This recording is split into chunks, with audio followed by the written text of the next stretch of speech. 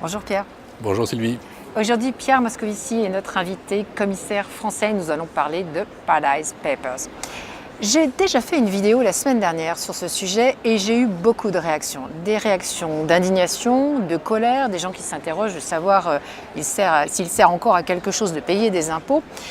Or, il y a longtemps que tu travailles sur cette dimension, tu as fait de nombreuses propositions. Est-ce que tu voudrais bien nous redire quel degré d'avancement et sur quelles propositions on peut se baser maintenant?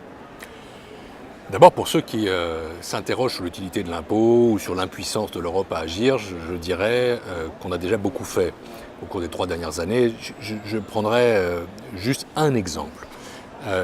Le secret bancaire, ça n'existe plus. Ça n'existe plus dans l'Union européenne.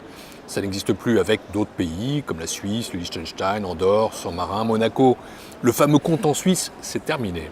Il y a ce qu'on appelle l'échange automatique d'informations sur les comptes courants. Mais on a pris aussi plusieurs directives sur la lutte contre la fraude et l'évasion fiscale qui ont un principe, c'est que les multinationales doivent payer leur juste part d'impôt là où elles créent de la valeur et des profits. Et depuis 5 ans, grâce au mouvement de la communauté internationale, grâce à l'énergie qu'on y a mis, notamment la Commission et le Parlement, on a fait beaucoup de progrès. Il en reste à faire. Et quand je vois ces Paradise Papers, je me dis qu'il faut prolonger l'effort de transparence déjà entrepris avec 3 propositions.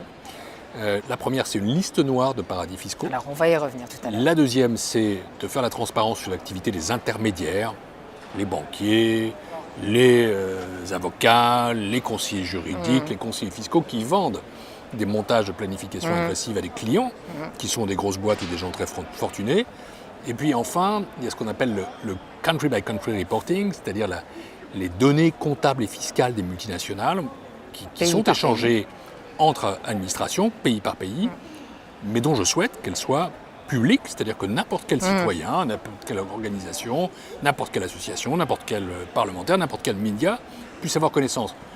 Et mon message là-dessus, vers les grosses boîtes notamment, c'est de leur dire « Vous avez intérêt à être de bons contribuables, de bons citoyens. Il vaut mieux faire la transparence ex ante, à partir d'un consentement, d'une réglementation, plutôt que d'être rattrapé par la patrouille ex post dans des scandales. » Tu as évoqué la question de la liste noire. Est-ce que tu pourrais là aussi nous en dire plus et nous dire le degré de résistance aussi à ce nouvel outil? Quand sont sortis, non pas les Paradise Papers, mais les Panama Papers, c'était il y a 1 an et demi, j'avais dit que nous ferions rapidement une proposition de liste noire. Nous avons fait, il y a 1 an, exactement, en décembre 2016, la proposition des critères pour une liste noire qui ont ensuite été approuvés par les ministres des Finances. Et depuis le début de l'année 2017, il y a un groupe qu'on appelle le groupe Code de conduite, c'est les États membres, qui examinent la situation méticuleusement de 92 pays, c'est quand même pas rien, à partir de plusieurs critères. Est-ce qu'ils font l'échange automatique d'informations? Est-ce qu'ils appliquent les standards internationaux? Ont-ils ou pas des taux d'imposition zéro sur l'impôt des sociétés, ce qui bien sûr pour moi est un facteur tout à fait négatif. Ce groupe Code de conduite va maintenant rendre ses conclusions et mon message, il est simple, c'est que cette liste, elle doit d'abord être réalisée rapidement et je souhaite que ce soit le 5 décembre prochain, dans quelques jours, au Conseil ECOFIN. Il faut qu'elle soit ensuite substantielle. L'OCDE a produit une liste avec un seul territoire. On travaille bien avec l'OCDE, son travail est nécessaire, mais il n'a pas les mêmes critères que nous et les mêmes exigences que nous. Je souhaite une vraie liste crédible. Et puis, troisièmement, il faut qu'il y ait des sanctions pour ceux qui sont sur la liste et qui ne respectent pas les standards internationaux ou qui ne s'engagent pas à les respecter rapidement. Très bien. Et je pense qu'il y aura des résistances, oui, sur 2 points. Je pense qu'un certain nombre de ministres vont essayer de défendre l'idée que, après tout, avoir un taux d'impôt zéro, c'est pas un crime. Et d'autres vont dire les sanctions, finalement être sur la liste c'est déjà une sanction.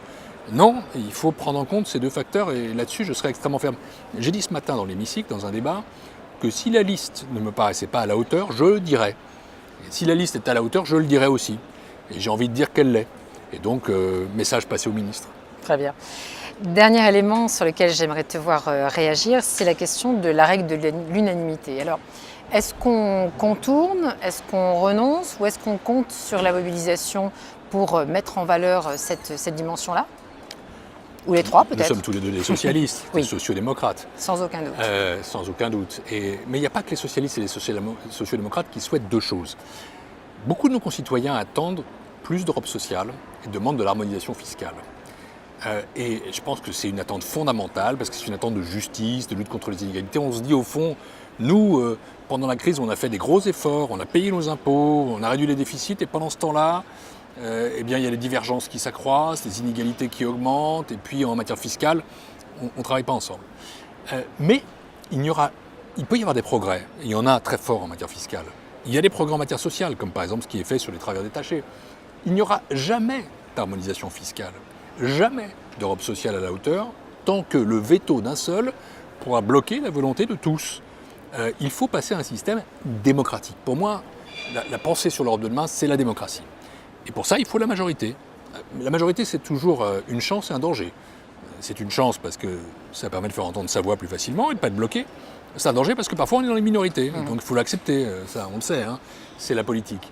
La Commission européenne a pris l'engagement que nous ferions l'année prochaine des propositions pour passer certains sujets, notamment les sujets fiscaux, de l'unanimité à la majorité dite qualifiée, Oui. c'est pas 50%, c'est 70, 75%. Bon. On va la faire cette proposition. Le problème c'est que pour ça il faut que le Conseil, les ministres, l'adoptent à l'unanimité. Donc il faut en effet qu'il y ait une campagne, il faut qu'il y ait une mobilisation. Pourquoi ? Pour la démocratie en Europe, pour la majorité qualifiée, dans les domaines fiscaux et sociaux, pour permettre de vraies avancées plus puissantes encore que celles que nous faisons aujourd'hui, parce que c'est vrai que parfois on se dit on y arrive, on est 27 et puis on est bloqué pour une raison X, Y ou Z qui tient à ce qu'on appelle la souveraineté mais qui est souvent de l'égoïsme. Il faut pouvoir avancer, sinon l'Europe va être bloquée. Et en matière fiscale, j'insiste là-dessus parce que je suis commissaire à la fiscalité, on ne peut rien faire sans l'Europe. On ne peut pas lutter contre les paradis fiscaux à l'échelle nationale. On ne peut pas lutter contre la fraude fiscale à l'échelle nationale. C'est des phénomènes mondiaux. Donc il faut au moins une réponse européenne. Mais pour qu'il y ait une réponse européenne, il faut qu'elle soit démocratique. Pour qu'elle soit démocratique, il faut qu'il y ait le vote à la majorité qualifiée. Et j'étais clair. Parfaitement clair, et je crois que c'est parfaitement clair pour ceux qui sont effectivement les tenants de cette démocratie, qui veulent voir aboutir ces différents dossiers. Merci beaucoup Pierre. Merci Sylvie.